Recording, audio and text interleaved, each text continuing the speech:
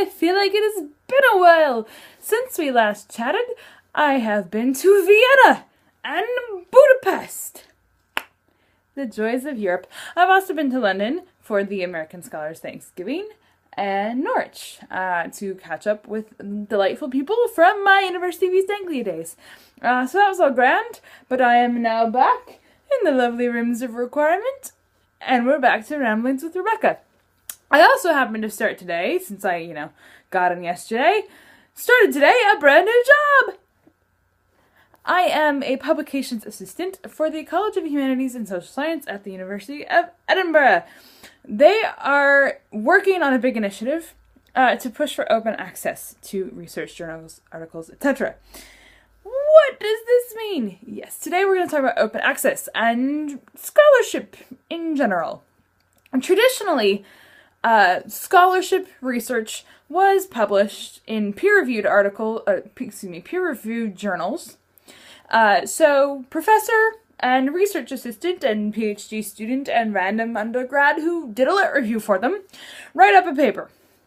And they say, yep, this is good. This has some interesting statements about the world, whether it be legal or anthropological or, fun chemicals that came out of a lab or survey results from 100 indigenous women in Mexico or whatever.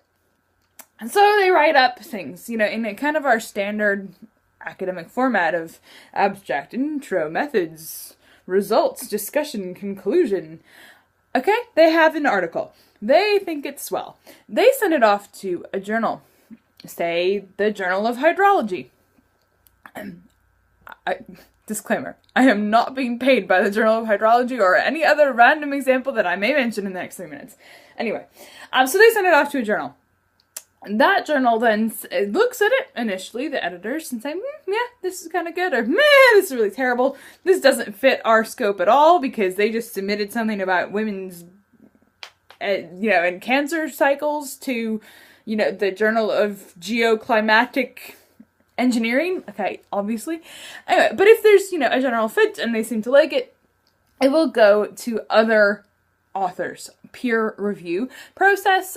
So professors, faculty, advanced students in that field will also look through the article and give comments. And generally some kind of rating. Now, yeah, this is great. You absolutely should accept this. This is a great scholarship. Or, this is an okay article. I really have a problem with XYZ conclusion and think they should fix this. Or this is really, really terrible. Completely throw it out. Or this is a good article. This is not the right journal just because it's, it doesn't fit in the vibe very well. Send it somewhere else. That kind of thing. And ta-da, it appears in a journal after you jump through all of those hoops, hopefully. Now, generally, those articles and those journals are closed access.